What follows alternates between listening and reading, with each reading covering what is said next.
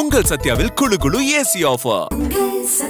சென்னை கொல்கத்தா தேசிய நெடுஞ்சாலையில் உயர்மட்ட சாலை திட்டம் மீண்டும் உயிர்ப்பிக்கப்பட்டதாக தகவல் வெளியாகியுள்ளது. சென்னை கொல்கத்தா தேசிய நெடுஞ்சாலையில் மாதவரம் முதல் நல்லூர் சுங்கச்சாவடி வரை 10.3 கிலோமீட்டர் நீளத்தில் உயர்மட்ட சாலை அமைக்க திட்டமிடப்பட்டது.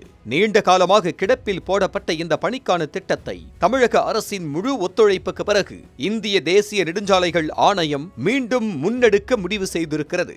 இதனுடன் மாதவரம் நல்லூர் சாலை பகுதியை மாநில நெடுஞ்சாலைத்துறைக்கு ஒப்படைக்க முன்பு பரிசீலிக்கப்பட்ட திட்டத்தையும் NHAI திரும்ப பெற்றுள்ளது.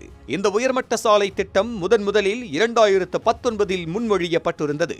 ஆனால் தற்போதுள்ள 4 வழிச்சாலையை 6 வழிச்சாலையாக விரிவுபடுத்துதல், மழைநீர் வடிகால் அமைத்தல், மாநில அரசின் ஒத்துழைப்பு இல்லாமை உள்ளிட்ட காரணங்களால் திட்டம் நீண்ட காலமாக முடங்கியிருந்தது. கடந்த பிப்ரவரி 13ஆம் தேதி மத்திய சாலை போக்குவரத்து மற்றும் நெடுஞ்சாலைகள் அமைச்சக செயலாளர் மற்றும் தமிழக தலைமைச் செயலாளர் இடையே ஆலோசனை கூட்டம் நடைபெற்றது. இந்த ஆலோசனை கூட்டத்திற்கு பிறகு திட்டம் மீண்டும் வேகமடைந்தது.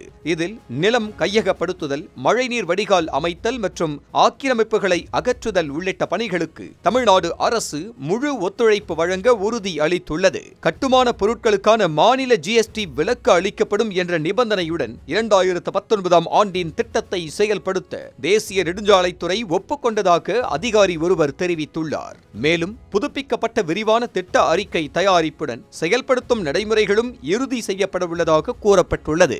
முன்னர் தயாரிக்கப்பட்ட திட்ட அறிக்கையின்படி இந்த உயர்மட்ட சாலை மாதவரம் சென்னை புறவழிச்சாலை சந்திப்பில் தொடங்கி நல்லூர் அருகே வெளிவட்ட சாலையில் முடிவடையும். தற்போது இந்த சாலையில் நாள்தோறும் சுமார் 95,000 பயணிகள் வாகனங்கள் இயக்கப்படுகின்றன.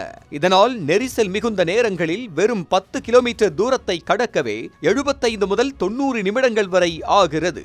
இத்திட்டம் நிறைவேறினால் வடசென்னை மக்களின் போக்குவரத்து நெரிசல் கணிசமாக குறையும் என எதிர்பார்க்கப்படுகிறது.